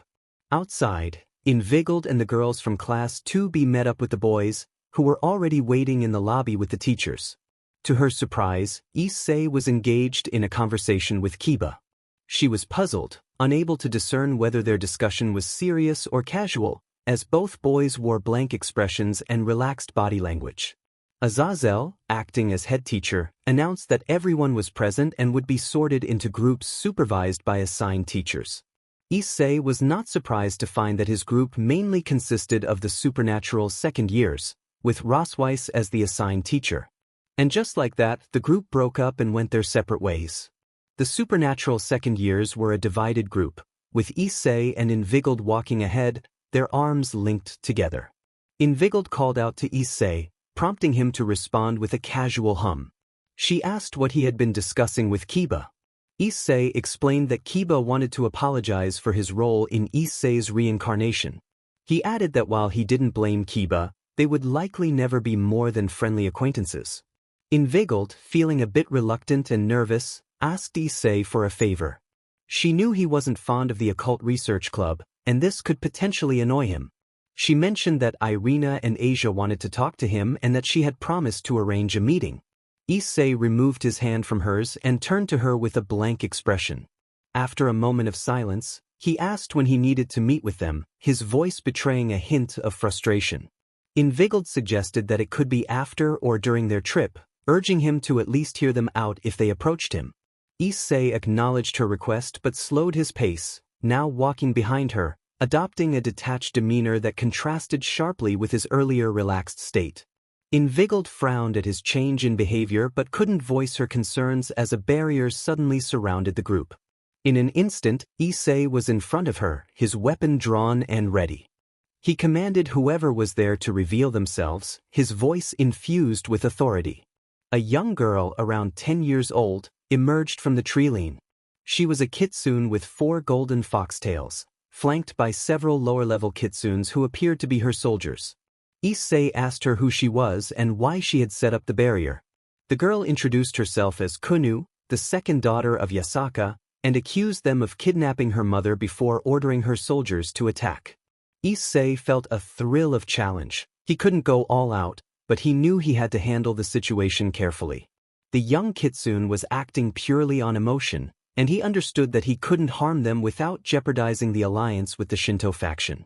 He raised his sword and charged at the attacking kitsune, confident that Invigiled could defend herself. He parried 2 incoming blows before knocking 2 of the kitsune soldiers aside. When several blue fireballs flew toward him, he dodged, but a water dragon intercepted the attack.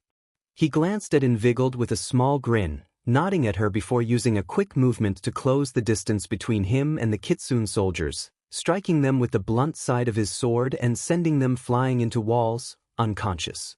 Turning his attention back to Kunu, who was now in a defensive stance with only a handful of guards remaining, he smirked inwardly and decided to test her reaction. He lifted his sword high and called out a command, unleashing a red arc of magical energy toward Kunu and her soldiers. The Kitsunes widened their eyes in alarm and quickly formed a shield, but Issei's attack broke through, striking the soldiers in front of Kunu and sparing her from harm. As the dust settled from the minor explosion, Kunu found herself staring down the blade of Issei's sword. Gulping, she looked up into his cold emerald eyes. He sheathed his sword and asked her why she had attacked an envoy from the Christian and Norse alliance. Kunu paled slightly and asked if they were not the ones who had kidnapped her mother. Issei assured her they were not and urged her to explain what had happened. She revealed that their home had been attacked days earlier, and her mother had been kidnapped for the purpose of summoning something. Tears welled in her eyes, and Invigiled instinctively pulled her into a warm hug, rocking her gently. Issei muttered that it was a serious problem before turning to Rosweiss, asking her to contact Azazel and inform him to come quickly. He stated that they would head to the Kyoto Palace to discuss their next steps. Kunu looked up at Issei and Invigiled with tear-filled eyes, asking if they would help her. Issei replied that he couldn't promise anything without consulting the leaders, but he assured her he would do everything he could to help her find her mother. Invigiled nodded in agreement. Rosweiss then asked Kunu, who was currently managing the ley lines, a question that piqued everyone's interest. Kunu explained that there was a vast network of magical ley lines beneath Kyoto, traditionally overseen by the nine-tailed kitsune, who served as the region's protector. Her mother, Yasaka, was the only nine-tailed kitsune present, and with her kidnapping, the ley lines had already begun to fluctuate. Kunu explained that her sister had temporarily managed to bond with them, but she couldn't maintain it for much longer. Issei turned to Draig and Beneheim, seeking ideas. Beneheim admitted that it was beyond her expertise, while Draig suggested boosting energy to enhance the girl's physical stamina and magical reserves, which would alleviate the pressure from the ley lines. Issei nodded in agreement. Issei then expressed concern and proposed they head to Kyoto Palace to meet Kunu's sister, assuring her that he had a plan to help her, even if only temporarily. Grateful Kunu hugged him and took both his and Ingvild's hands, leading the group to the palace with the others following closely behind. Upon arriving at Kyoto Palace, Issei marveled at the magnificent building, which served as the headquarters for the Shinto and yokai factions. Kunu invited them inside, introducing them to her One-san. The interior reminded Issei of the old samurai era, adorned with portraits, potted plants, and sliding doors. They soon reached an office where Kunu knocked and entered after receiving permission. Inside sat a teenage girl with blonde hair, fox ears, and 5 foxtails, who resembled Issei and Ingvild in age. Issei noted her striking beauty, comparable to Ingvild's. Kunu welcomed her back and introduced her friends, explaining that they were from the Christian and Norse pantheons and had offered to help find their mother. The girl, Narumi, introduced herself as the stand-in leader of the yokai faction, thanking them for their assistance. Rosweiss, acting as the teacher, introduced the group, mentioning each member's affiliation and role. Narumi's eyes widened slightly at Issei's introduction, but she quickly regained her composure and asked how they planned to help. Issei suggested they start by explaining what had happened. Narumi recounted that Kunu had been kidnapped by a sacred gear user during a meeting with their mother, who had gone to rescue her but had not returned. Narumi confirmed that her mother still managed the ley lines in the area, though her whereabouts remained unknown. Curious, Issei inquired about the location with the highest concentration of ley lines. Narumi pointed to the old Kitsune no Karama Shrine, the center of the Kyoto ley line system. Issei noted that it was likely where the kidnappers had taken her mother. Narumi's eyes widened, and she jumped to her feet, ready to rush out, but Issei stopped her, urging caution and the need for a proper plan. After she calmed down, Issei insisted they needed Azazel for the operation. Just then, Azazel appeared at the door, having arrived just in time to prevent Narumi from rushing into danger. Issei asked for guidance, and Azazel proposed a frontal attack on the temple, emphasizing that a direct approach would be more effective given the circumstances. Narumi agreed, expressing her trust in Azazel's leadership for the operation acknowledging her own lack of experience. Azazel accepted the responsibility and instructed everyone to prepare for departure in an hour. As the group dispersed, Issei vanished in a flash step, still feeling conflicted about Ingvild's earlier request. He resolved to address it with her later, but for now, they had a rescue mission to prepare for. An hour later, everyone was ready. Kiba and Asia wore their Kuro Academy uniforms, while Zenobia and Irina donned their swordsman attire. Rosweiss was clad in her Valkyrie armor, and Ingvild wore a mage outfit. Issei stood out in a red and gray battle kimono, with Beneheim strapped to his side, his wild hair flowing, giving him a fierce appearance. It was a look that Narumi never tired of, as evidenced by the way she kept stealing glances at him. Azazel addressed the group, stating that they would first meet up with Sona and her peerage a couple of miles away from the temple. He proposed that they re-evaluate their roles upon arrival and asked for everyone's agreement. Once they all consented, the group set off toward their destination. As they walked, Issei turned to Azazel, expressing his desire to confront the leader of the operation. Azazel advised against it, explaining that they might face multiple opponents with similar power levels and that they would assess their adversaries upon arrival. Issei nodded, recognizing that he had slightly overstepped his boundaries, and understood the logic behind Azazel's response. After a brief journey of 15 minutes, the group arrived at the familiar site of Sona and her peerage. Sona greeted Azazel with a nod, accompanied by Tsubaki, the only other third-year present, as they were the top two members of the student council assisting the teachers. Sona informed Azazel that his hunch was correct.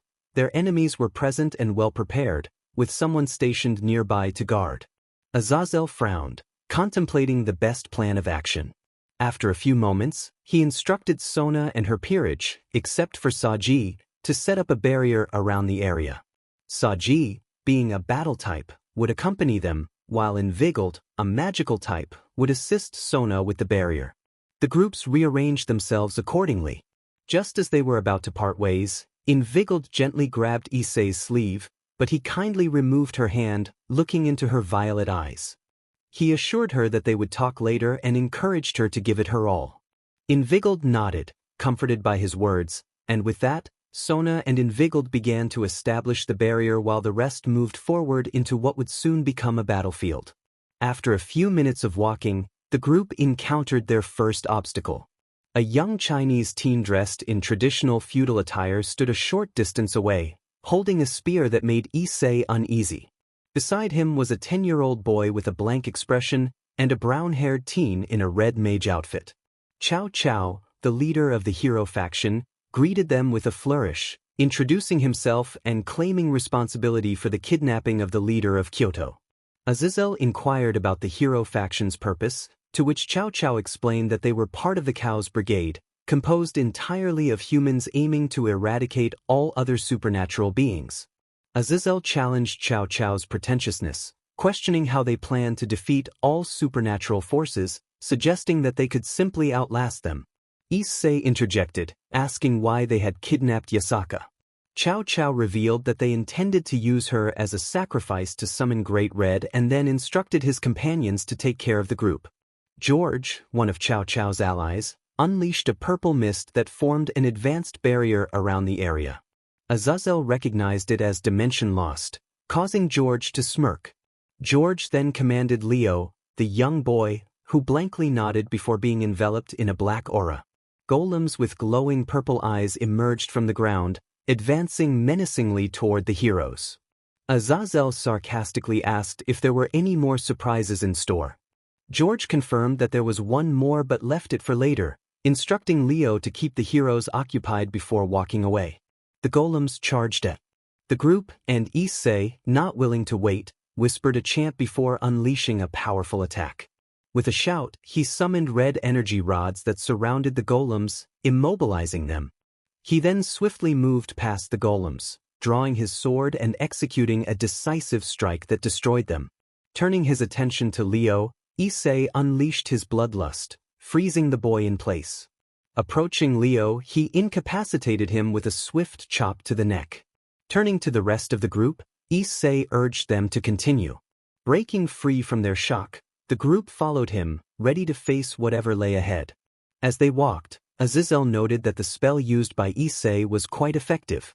Issei acknowledged that it was one of his stronger binding spells, designed to handle obstacles efficiently, especially since they were uncertain about what challenges lay ahead. He then inquired about the Longinus gears known as Dimension Lost and Annihilation Maker. Azazel responded that there were 13 Longinus gears in total. He explained that Issei's gear and the Valis gear were categorized as medium-level gears. There were 4 lower-tier gears beneath them, but conversely, there were also 4 gears that surpassed theirs in power. Among these were Dimension Lost and Annihilation Maker. Dimension Lost had the ability to create a separate reality, and Azazel expressed relief that their current opponent did not possess the Balance Breaker, as that would have meant facing several Ultimate-class monsters with extraordinary regenerative abilities. Issei took a moment to absorb this information before asking about the other 2 top-tier gears. Azazel informed him that one was currently in the possession of the Alliance, known as Zenith Tempest, wielded by Dulio. This gear granted him control over the natural elements, enabling him to summon storms. At its peak, Dulio could potentially engulf the world in an unending tempest.